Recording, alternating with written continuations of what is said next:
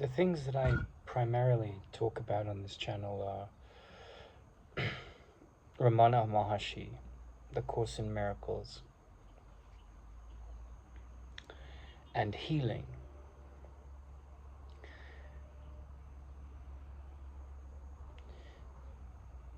And in my 20s, I read a lot of science books and a lot of books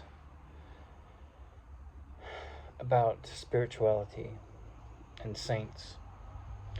And I was quite fond of Paramahansa Yogananda, who was this great yogi that came to America, came to the West. And he had a big impact on my life to a degree, not perhaps to the same extent that Jiddu Krishnamurti did. But I remember going to some friend's house up on Mount Washington, which is between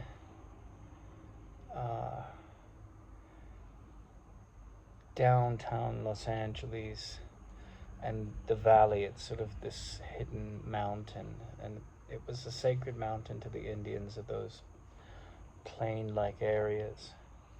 And I took some mushrooms with a couple that was friends of mine. I haven't taken too many things like that in my life, and I don't take anything like that right now. I just drink water and eat beef, that's it. I don't even drink coffee. But I remember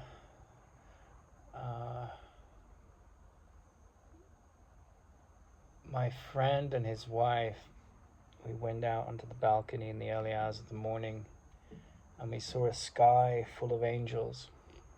Well, he and I did. She couldn't see it. It was just luminous blue angels. Just, this is over the city of Los Angeles. Just endless angels. And it was maybe a couple hundred yards, not much more, from the apex of the hill, which is where Yogananda had his ashram. And I remember reading about Yogananda's work, which was very much about the science of yoga, about like breath work and affirmations and mantras, and a sort of exploration of the 5 sheaths, the 5 levels of consciousness that living beings have hidden in their makeup, down to the deepest one, which is bliss, which is that which transcends consciousness.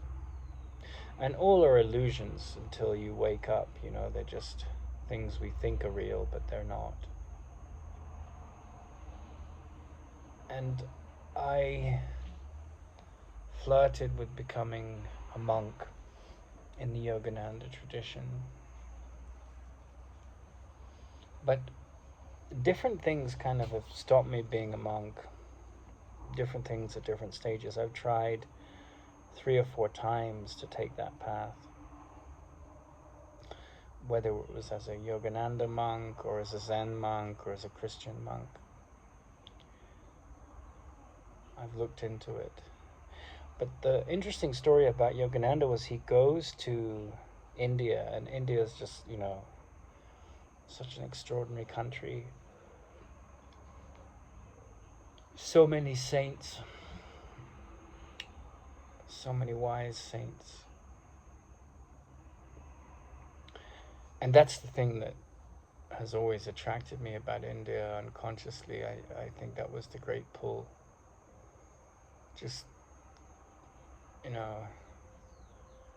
the Western culture has these great characters at the beginning of ancient Greece that were profound men of wisdom. But then the culture tends to sort of shift towards like obsession over the arts and technology, whereas India's produced more saints than any other country. And of course it's the home the origin seat of Buddhism, although China and Japan developed Buddhism more. As we know, the creature that is Buddhism today was molded more by the Chinese and the Japanese after Buddha died. But Yogananda, he arrives in Tirunamalai at the end of a tour of India, and he's meeting all these holy people which have extraordinary stories and extraordinary qualities. And he loved India very much, it was he didn't want to go to America really, but that was his destiny, and his teacher, Yogeshwar, pushed him to go. But there are many stories of very accomplished spiritual people like Yogananda arriving at Ramana's ashram and just being bowled over, because they're all about techniques, this yoga mantra or this meditation technique, and Yogananda was kind of a master of those things in his own right. He was very, very evolved yogi. But he gets to Ramana, and in all his life, he's never been around such an advanced spiritual being, and he's been around a lot of really advanced spiritual beings, but Ramana is in a league of his own. And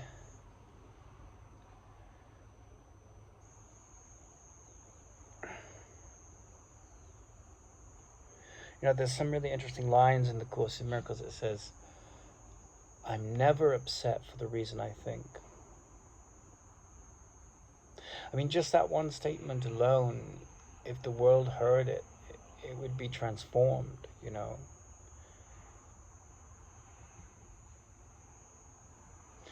But if you or I hear it, we will be transformed. And, there's a difference between listening and hearing. We can listen to it, but not really hear it, not really register it, not really bring it to application. And then, extraordinarily so, the Course in Miracles says, my way of seeing, my seeing is a form of vengeance.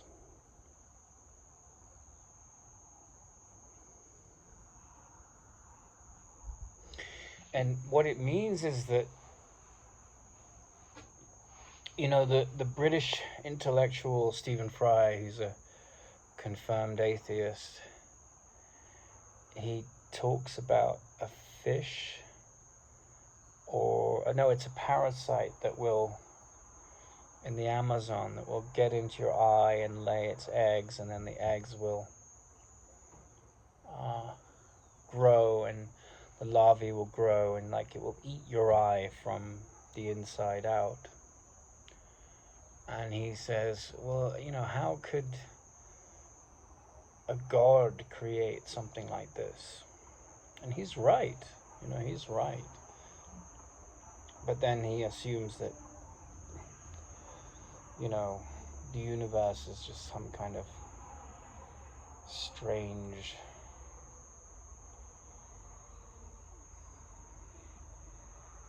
culmination of bizarre reactions at a inorganic level to begin with, and then the sentient universe is the consequence of strange organic reactions and life forms.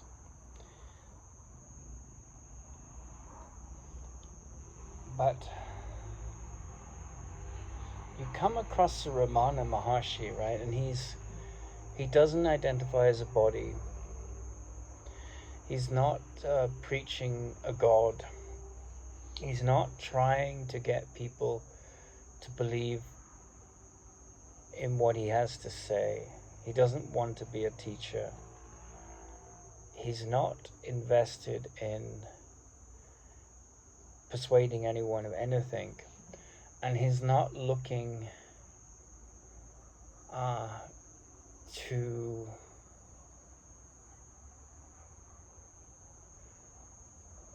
make something of himself in the world. And the Course in Miracles says,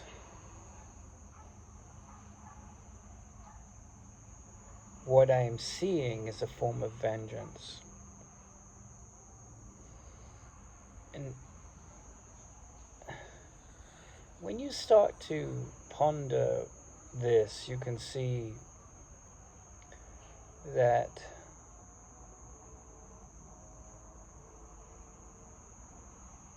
what mainstream consciousness is devoted to,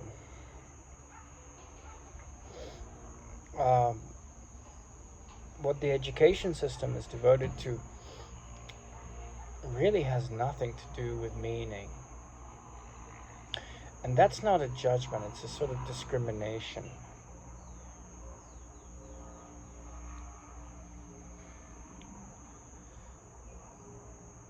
But the idea is that, this universe is not the creation of God. It's the miscreation of the ego. It's an illusion, it's a dream to wake up from.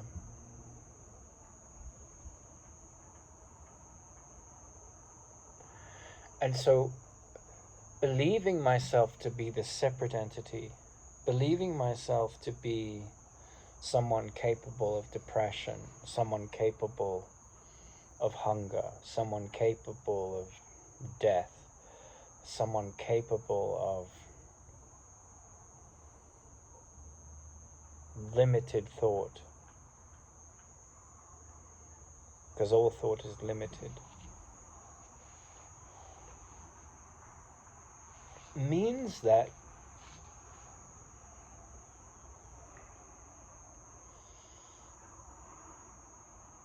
I have invested in an illusion.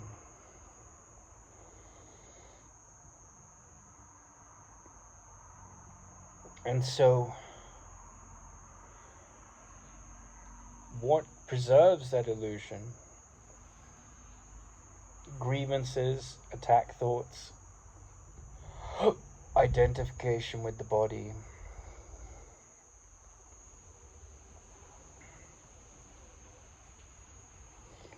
And what ends it? Well, the dropping of the illusion, which is an attack on our true nature.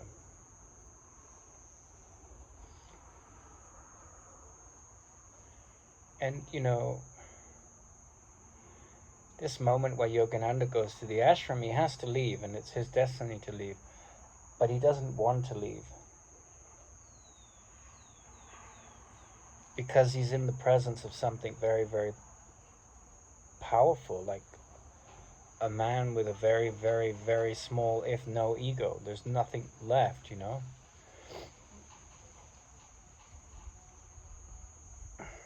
There's no illusion of the ego. There's no desires. A completely free man, and we have this idea that freedom is political or religious freedom, but that's all thought, that's all beliefs, and Krishnamurti talks about the only revolution, not the communist revolution or the digital revolution or any of that stuff, but he says the only revolution. So the only revolution is when you die to who you think you are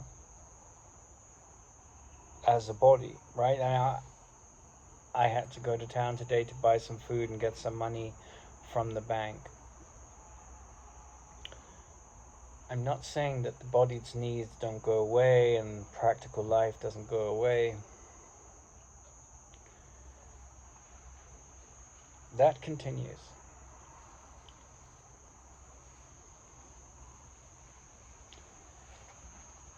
Ramana, at 17 or 16, he lies down and he thinks he's going to die. And he has this sort of placid questioning arise in him. He says, well, what dies? Is it the mind? Is it the body? Is it the dreaming mind? Is it the imagining mind? Is that who I am? And this incredible moment, nothing like the stories of Jesus or Buddha, where they go through these, incredible challenges to wake up. But Ramana just takes a sword to the illusions and cuts through them all in a matter of moments and becomes enlightened.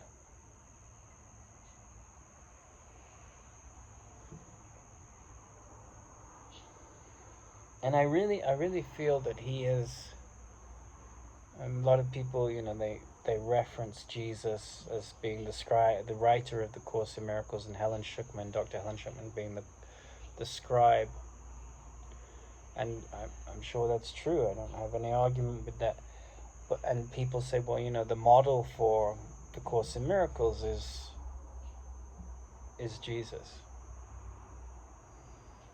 And again, I don't argue with that. But in my case, having studied yoga very deeply and having studied the Course in Miracles very deeply, which is all about undoing. Yoga is about seeing through these gross sheaths down to the subtle nature of bliss. And the Course in Miracles is about undoing the illusion you're a body. It's the same undoing. But when I think of someone that's living the Course in Miracles, when a master of it, I think of Ramana Maharshi. And he's not, getting his body into all these pretzel-like yoga positions. And he's not talking politically like Krishnamurti did about the dangers of thought.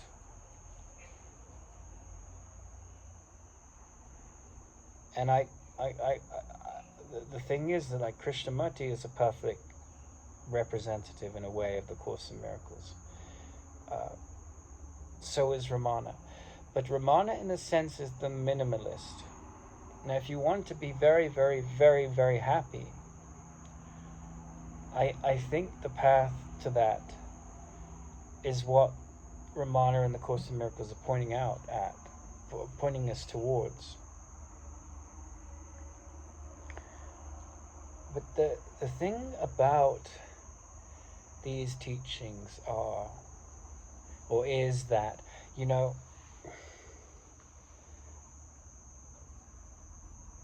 the Course in Miracles says, there's something that we've forgotten and we have to remember. And religion means to relink.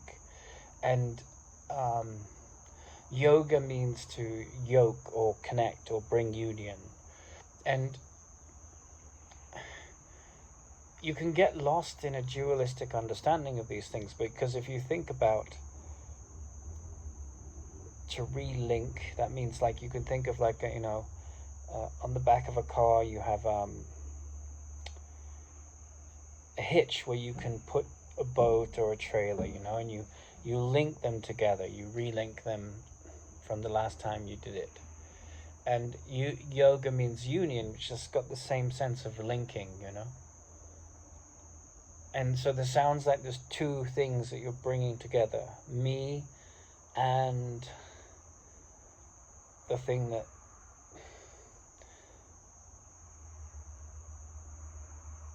is separate from me, which is original. But that's not how I see what these words mean, union and relink. The way I see it is that there's an illusion that we've clung to, that I'm a body, that this world is real, that my upset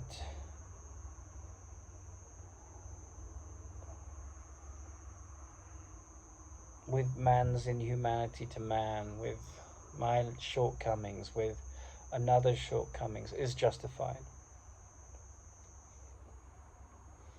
And from a certain relative degree, one can look at those things and master integrity, because integrity means to do good, not to take advantage, to treat others as we would wish to be treated.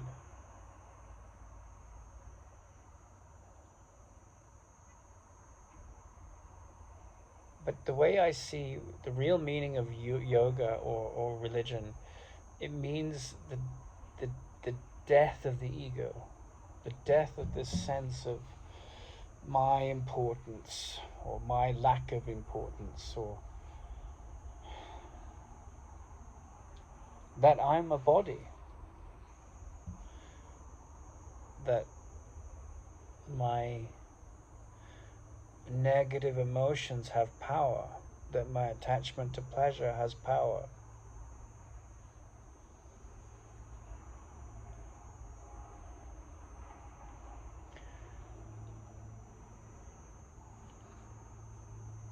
And then you read about the perspective of Ramana and the life of Ramana Maharshi.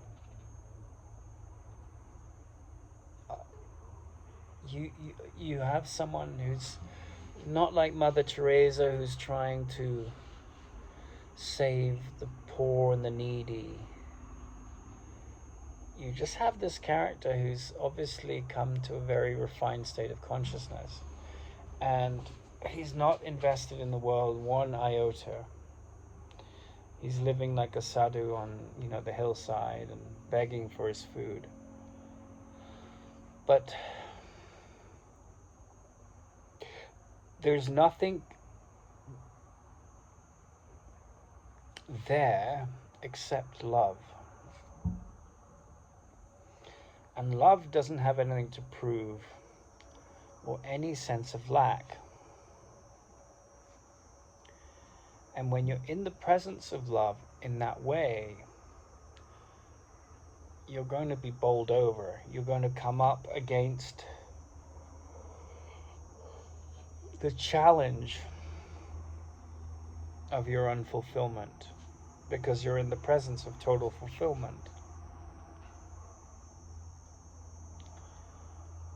You're in the presence of a mind that knows nothing real can be threatened, nothing unreal exists. In fact, there's not even a mind there in the sense of how we normally conceive of a mind. Because how we normally conceive of a mind is a state in which there's a lot of thought.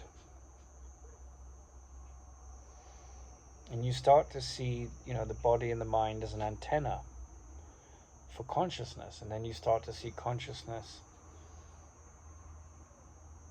as an evolutionary story from, a hydrogen proton and an electron all the way up to man. But as consciousness develops, it has the capacity to become self-aware and to see through its own illusions and confusion. And so I think that, you come across a Ramana Maharshi, someone that's so happy, and people are attracted to that deep happiness. They're threatened by it, they're interested in it, they want a piece of it. And in the Course in Miracles it says you need do nothing. And then you look at the back of the Course in Miracles in the manual, it says, for teachers, it says, what are the qualities of a teacher of God?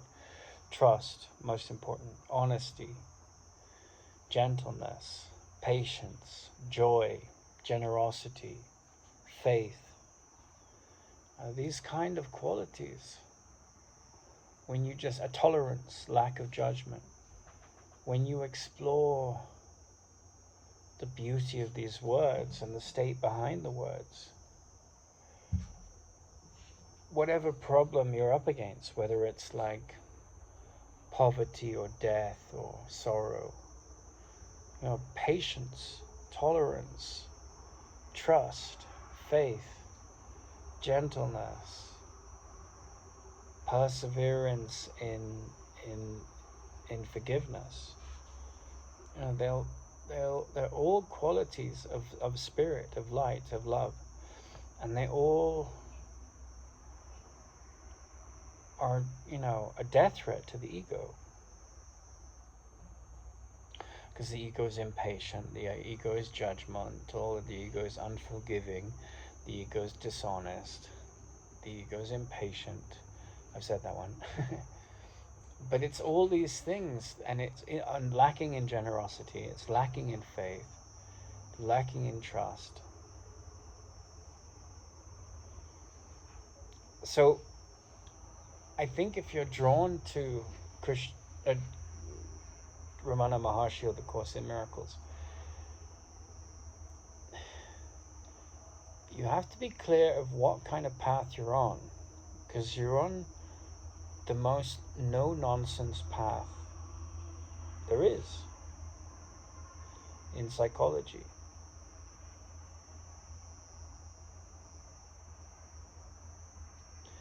And it's a path that requires complete nakedness. Not in the sense of the body, but in the sense of no airs, no illusions, no vanity, no pride, no greed, no judgment. And that's what this sense of union means. That's what, that's why, Yogananda, he knew all of these techniques. He knew Ashtanga Yoga, the 8th path of yoga, really well. And I'm sure he understood Buddhism very well as well, which, has this doctrine of interdependence and all these other things. And it all gets really intellectual. And then there's the Tibetan school of Buddhism versus the Zen school, and then Theravada, and like the mind creates all of these approaches, and I'm not judging any of that. But then you come to Ramana Maharshi, and Yogananda did, and he had all this background of, devotion to the divine, meditation, quietude. And he meets Ramana, and all of that falls away. He's just, wow. This man, maybe lifetimes were spent reaching that state. And it's interesting because I make these videos about him and about my interest in the Course in Miracles, because I do think it's the most important thing in life. To come to a religious mind, to transcend beliefs, to see the world for what it is without any judgment of it. To end suffering in yourself and others, but primarily in yourself, because that's the catalyst for all meaningful action. And I have friends that are not at all interested in religion and have lots of grievances and lots of pain and lots of things on their plate.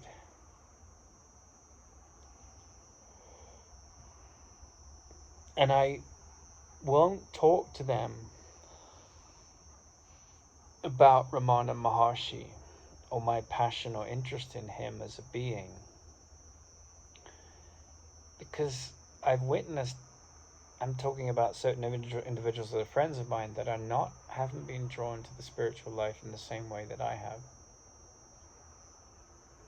But it's really interesting because, my teacher used to say, do you have the ears to hear? And he said it's the only thing that qualifies meaning in this world is the ears to hear. You could be a PhD and have completely closed mind and be full of your knowing, and you could be a complete fool in school, but be very close to enlightenment because you have the ears to hear. And the ears to hear, it's a very beautiful thing that the word mystic means to shut the mouth and to close the eyes. So beautiful. That's the original Greek root of the word mystic. It's to shut the mouth and close the eyes. So listening becomes very, very important. Not writing the script of what you think is going on, because you've done that for a long time, eons, and not defining the world through what your eyes tell you, but stepping away. The fifth stage of yoga, you've got yama and niyama, which are like the codes of conduct. They're like the 10 commandments in the Bible. And then you have asana, sitting, and then you have pranayama, breathing techniques, and then pratyahara, the withdrawal of the senses. And it's really interesting because Ramana is just the most loving being to me in terms of his presence, because he said, if you're sexually, excited, don't try and suppress it. At some point, if you practice an interest in self-inquiry, it just drops away. And if you're interested in, I've been very sick the last week, and I watched a lot of movies, and just the body was so tired. But what I find as I watch and witness the world is that it just, Yogananda said, from the perspective of an enlightened man, the unenlightened look all the same, and there's these characters on the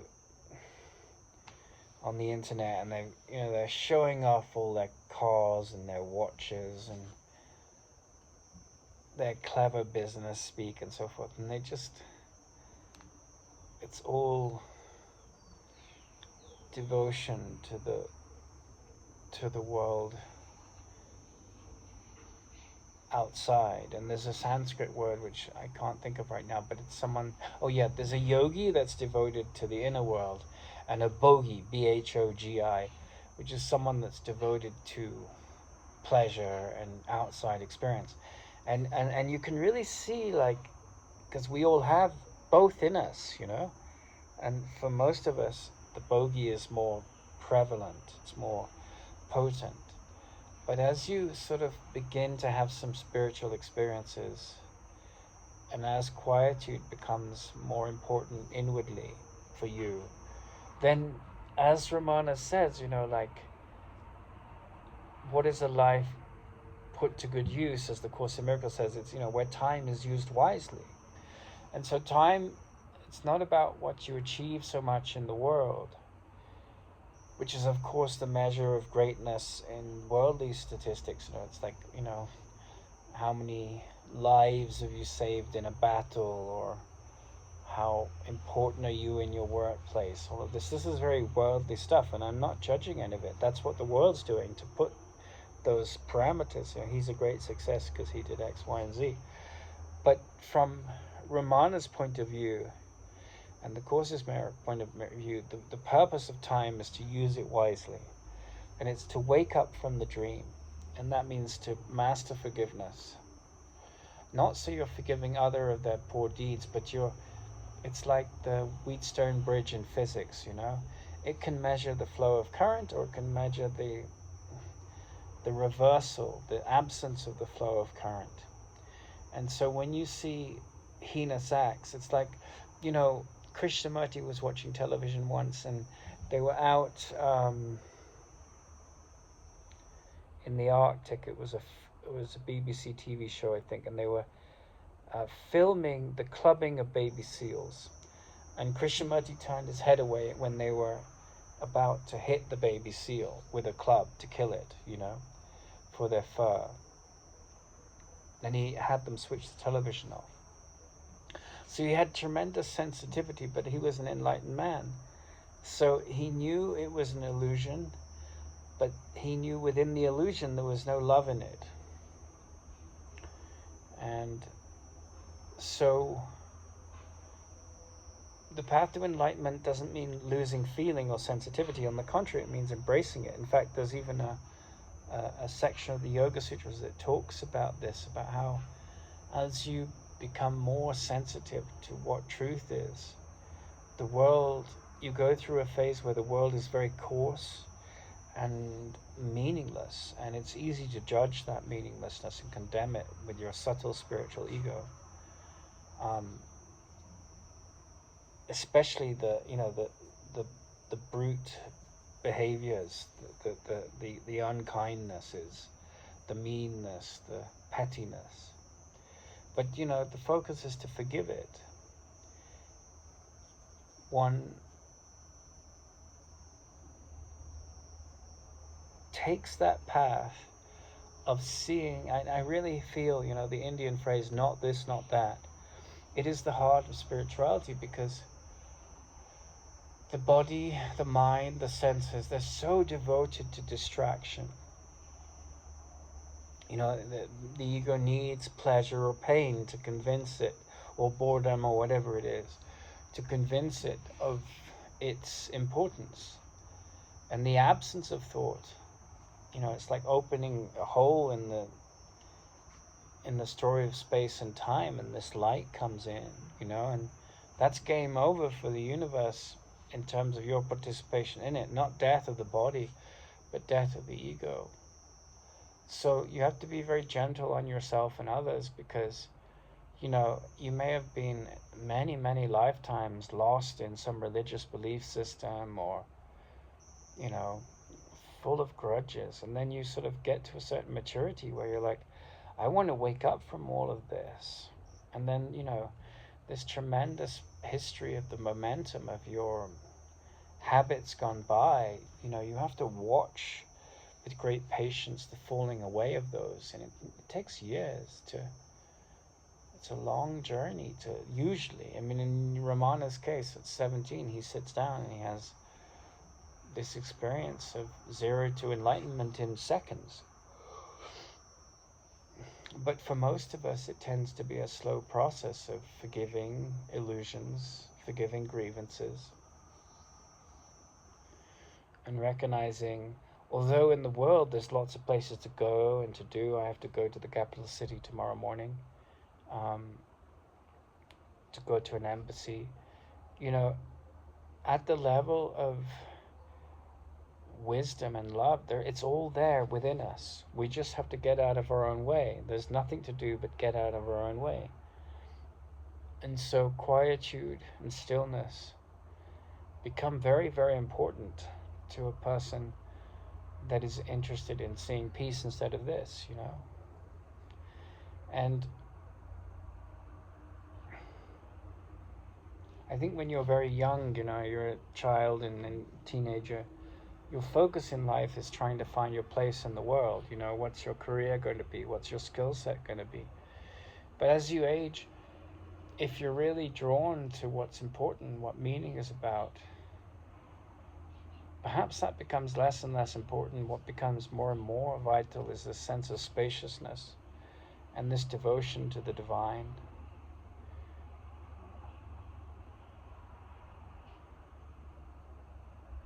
I don't know how something like Ramana or yoga or the Course in Miracles enters your life, but the first step on the path to yoga, as they teach it in India, is suffering.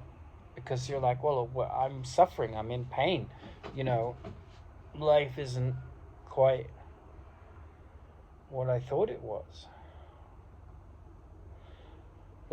There's this whole dimension of darkness and difficulty and pain and hunger and lack. And so that, these things, trust, faith, patience, gentleness, generosity, tolerance, these come in. These are the whispers of giant power and meaning that wisdom is built into us to handle the lack. And Course in Miracles is a course in mind training. It's not a course in positivity. It's a course in handling the negativity. Not with positivity per se, but with tools like patience and trust and forgiveness, which of course are positive qualities, and gentleness. But they're coming from a non-dual perspective. They're not about pleasure per se. Joy is a state that is just, it's our essence. Happiness is our essence. And I was in a Buddhist monastery, and I remember the monk saying to me, who'd left there, he'd been there for many years, and then he left and became a gardener. He kind of got bored of the rules, but it was a really rich experience for him, and that was his family, and he was devoted to the silence. And he said, being a Zen monk is like being married to something very boring on the surface. And in my life, it's been difficult to communicate these things with people close to me, because not everyone's in the same state. I remember, my 28, when I went through my first divorce, that was a catalyst to go. I was like, oh, screw this worldly life. I'm going to master yoga. And, by the time I was 30, I'd moved to India and I'd set up life there.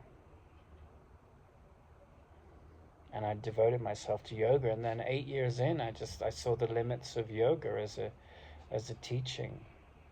And, Ramana Maharshi and the Course in Miracles took over. But, I still feel that yoga has got enormous value.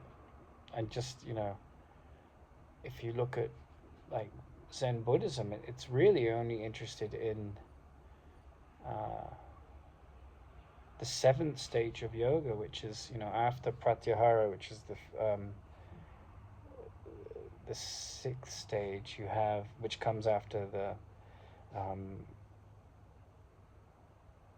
so you have Yama, Niyama, which are the 10 commandments, and then you have asanas, sitting still and comfortably in a different position so you can meditate and focus the mind to be quiet, and then pratyahara, the withdrawal of the senses, and then after that comes concentration, dharana, and then dhyana, which is meditation. So you concentrate on a subject, and then the distance between you and the object, whether it's a thought or whatever, it disappears, and then you become this meditative state. And then once you've gone beyond that, you have samadhi, which is like the goal of yoga, which is union. And then you have different stages of samadhi, and the ultimate stage, which is the death of the ego, is the union or the realization of your real nature.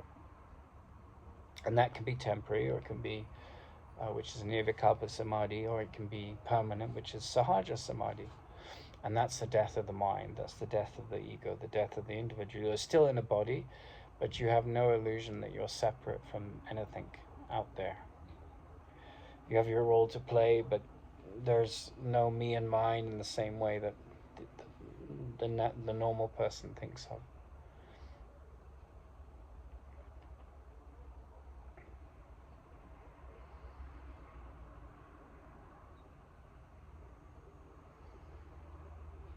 So, if you're collecting these watches, and if you're collecting experiences, and you go into a Zen monastery,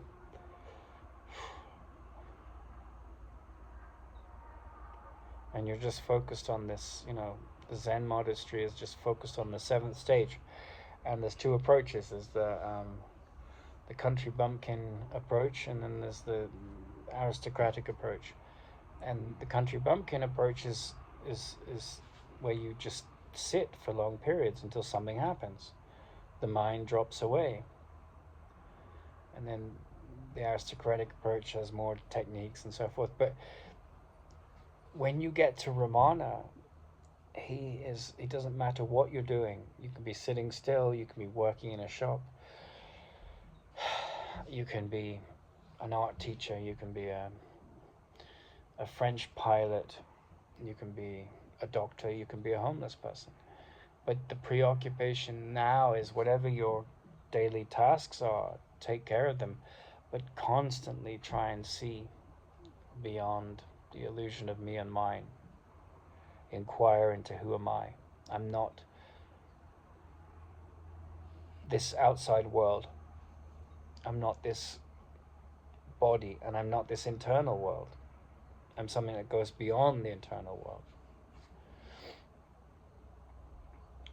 And I would say that my life has been an extreme success in this pursuit of meaning, because I've taken you in this video on a sort of talk, a conversation about what my interest has been. It's great literature, great science, all of that has enriched me, but it has been the saints that have most interested me, because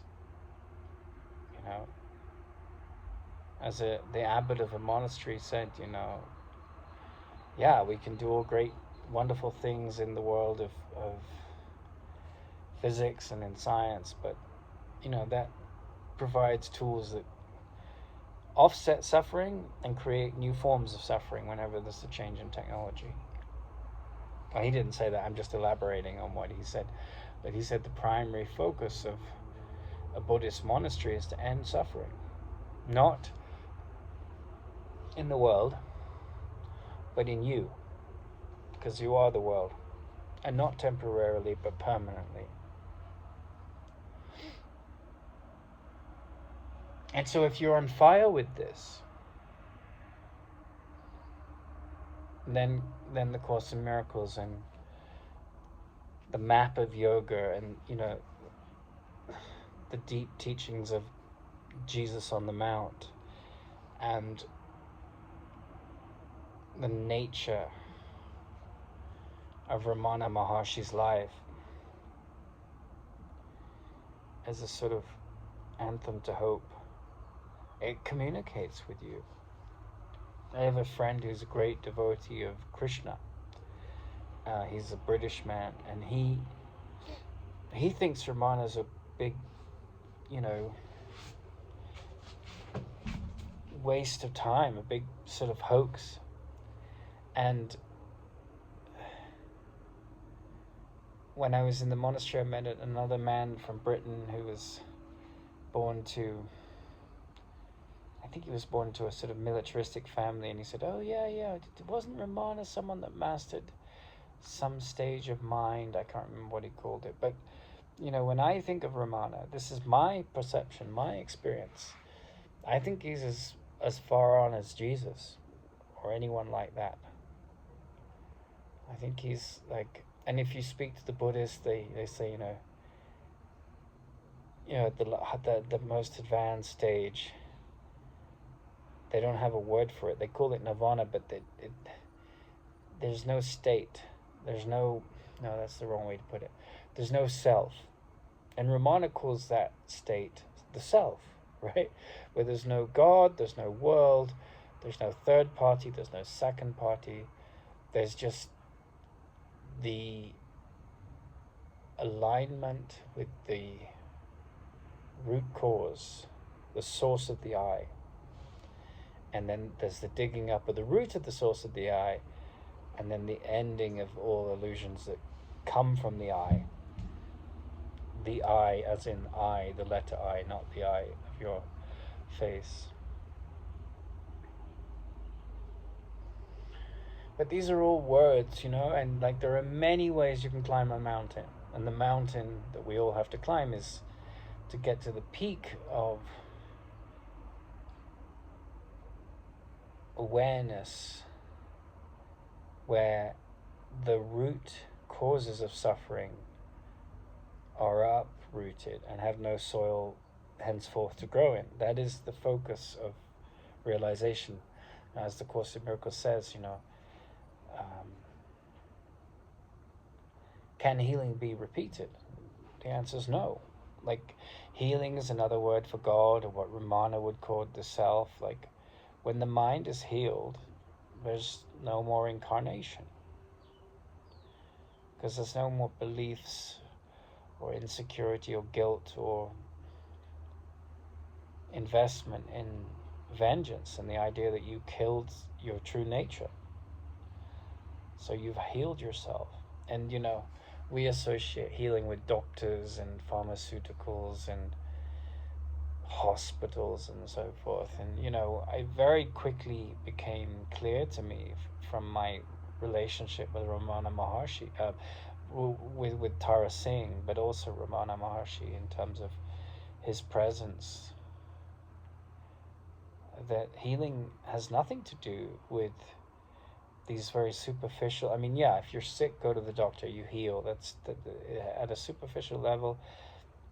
In the most universal, most well intentioned and commonly understood sense of healing, that's what healing's about. I grant you that. But that's not what healing is about in terms of meaning or transcendence or the true aspect of healing, And there's a story, I think I've told it once before, but it's about Empedocles, who was the father of the idea of the atom. And it's maybe apocryphal, but the story goes that there was a woman that no one else could heal, whether it was psychological or physical, we don't know her problem, but she went to all the healers in Greece, in ancient Greece, and none of them could help her. And she was very serious. And Empedocles healed her. And to him, whatever happened in this inner chamber of his mind, where he stopped speaking and he stopped looking with the body's eyes, he got some kind of tip off from this experience of healing this woman, that it was ultimately a mirror to his mind being fully healed. And in the apocryphal story, whether it's true or not, we don't know, but he walked up to the top of Mount Vesuvius and jumped into the volcano. And then the volcano spat out his sandal as a sort of like nod from this hot lava, molten lava, that the pinnacle of evolution had happened, that someone had transcended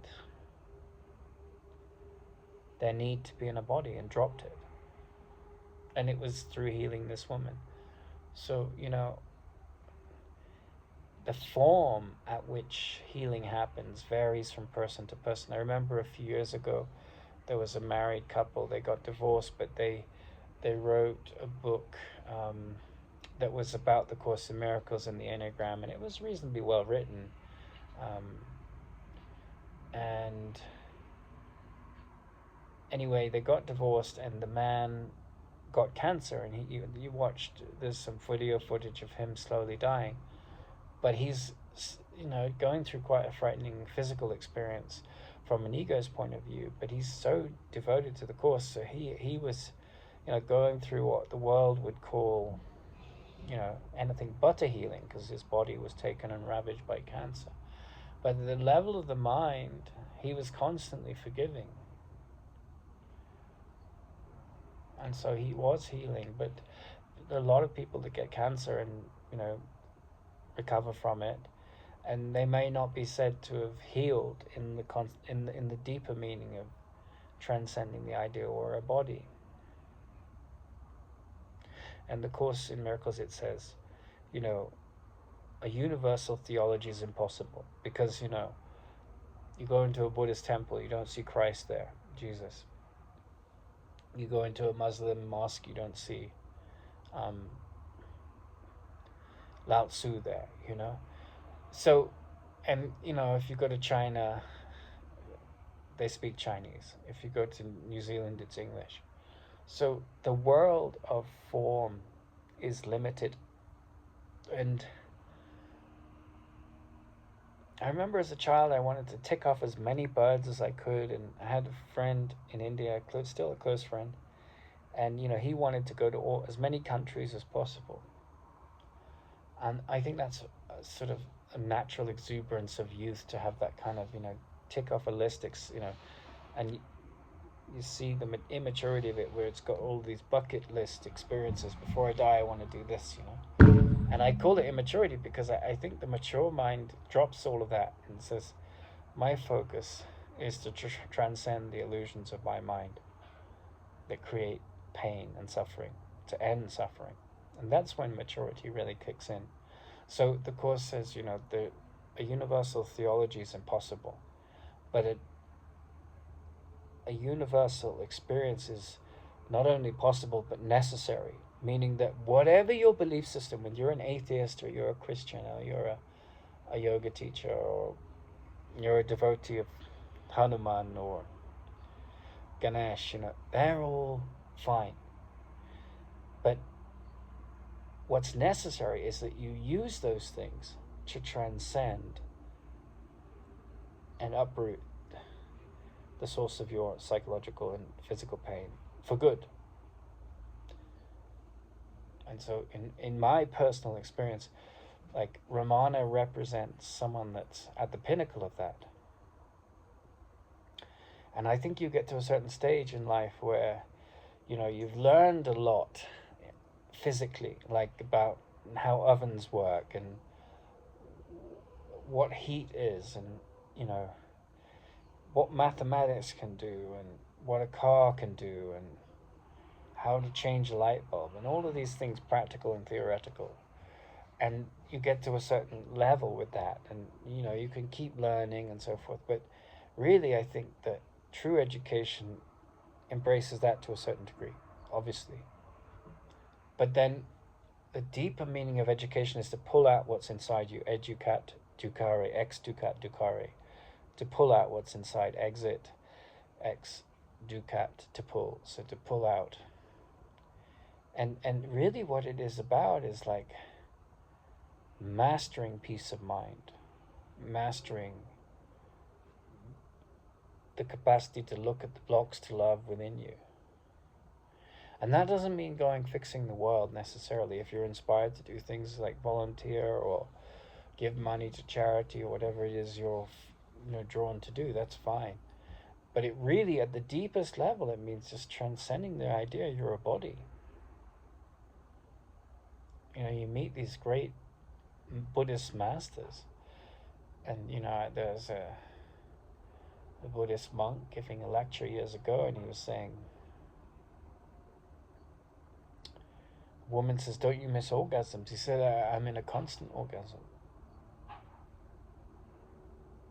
I don't necessarily feel that way, you know, because orgasm means pleasure and like getting to this exalted state. But I am aware, convinced, completely certain that the transcendent nature of who we actually are is what life is about making contact with.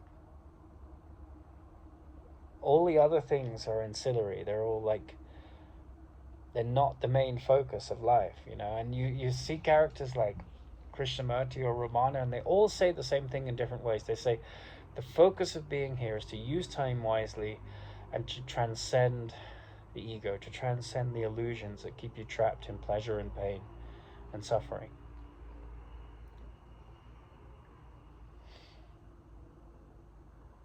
And my friend that poo-poos Ramana, you know, he needs a really beautiful Krishna character to devote himself to, and that's fine. I would never poo-poo that, you know. I would never judge people who find solace in Jesus or in atheism or in Christianity or whatever it is that draws them, or Krishna. But in my own experience, through sitting in the Krishnamurti quiet room in England, through sitting in the Ramana ashram, you know, I've garnered a sense that there's something very quiet at the center of our being that some people have gotten a hold of. It's extremely powerful and expansive and doesn't have a center. So there's a contradiction there, because it's like, it is at the center of our nature, but there's no limit to what's there. It's like a dot that opens up to an unending unlimited infinity. And that's the focus of life. And there are guidelines like the Ten Commandments or, you know, the Eightfold Path of Yoga to get to that. And, you know, whether you listen to this video today or in 10,000 years, that doesn't change. And I think there's a lot of joy in that. I think there's all the joy that's to be found in that realization. And, you know, if you're addicted to buying expensive watches and expensive cars, that's fine. But all of those things are fleeting. And they're just reflections of your own happiness pushed out onto things. That's why I think it was Diogenes or one character from ancient Greece, you know. Alexander came and he was to become his prime minister, but he said, I'm the most powerful man on the planet right now. I can give you anything you want, and I'm inclined to do so because I've heard such good things about you, and I'd like to employ you as my prime minister. And Diogenes said, well, could you move a little bit to the left? I'm sitting in the sun and you're blocking the sun.